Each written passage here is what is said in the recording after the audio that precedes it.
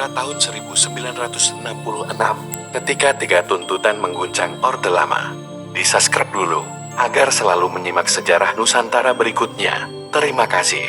Assalamualaikum warahmatullahi wabarakatuh.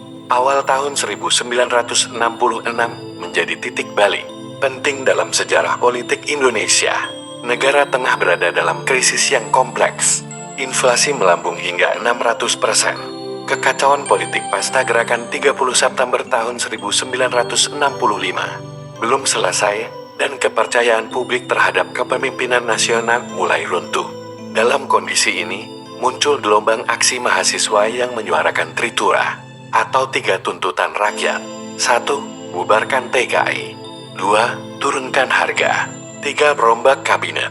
Tuntutan ini pertama kali digaungkan oleh kelompok mahasiswa yang tergabung dalam Kesatuan Aksi Mahasiswa Indonesia, atau KAMI, yang didukung pula oleh elemen masyarakat lainnya, seperti buruh, pelajar, dan kelompok tentara.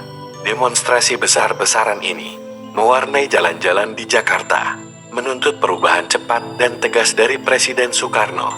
Salah satu sorotan utama para demonstran tersebut adalah susunan Kabinet Dwi Kora, yang dianggap tidak mencerminkan aspirasi rakyat. Sejumlah nama dalam kabinet dituding dekat atau bersimpati dengan Partai Komunis Indonesia atau PKI, partai yang saat itu dituduh menjadi dalang gerakan 30 September. Tokoh-tokoh seperti Subandrio, Waperda Menteri Luar Negeri, Joto, Wakil Ketua MPRS, dan beberapa lainnya menjadi sasaran desakan untuk dicopot. Sementara Presiden Soekarno tetap bersikukuh mempertahankan apa yang disebutnya sebagai Nasakom. Artinya, nasionalis, agama, komunis. Mahasiswa dan tentara melihat kompromi ini justru sebagai ancaman terhadap stabilitas negara. Ketegangan pun meningkat, hingga pada akhirnya memunculkan peristiwa penting, seperti Supersemar, atau Surat Perintah 11 Maret tahun 1966, yang menandai pergeseran kekuasaan ke tangan Soeharto, dan awal dari berakhirnya kekuasaan Soekarno. Refleksi kritis.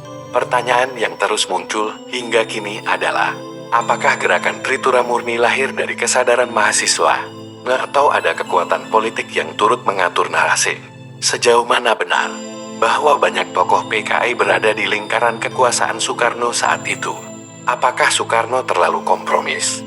Sedangkan kita tahu, Soekarno dengan mudah membubarkan Masyumi dan PSI. Pertanyaan-pertanyaan ini membuka ruang untuk diskusi lebih luas tentang bagaimana kita membaca sejarah, sebagai catatan objektif atau sebagai narasi yang dibentuk oleh pemenang. Mari kita telah sejarah secara kritis, bukan hanya mengingat, tetapi juga memahami bagaimana bangsa ini dibentuk oleh ketegangan ideologi dan suara rakyat. Semoga bermanfaat, dan semoga menjadi bahan renungan buat kita semua. Dan tunggu sejarah-sejarah selanjutnya. Terima kasih. Wassalamualaikum warahmatullahi wabarakatuh.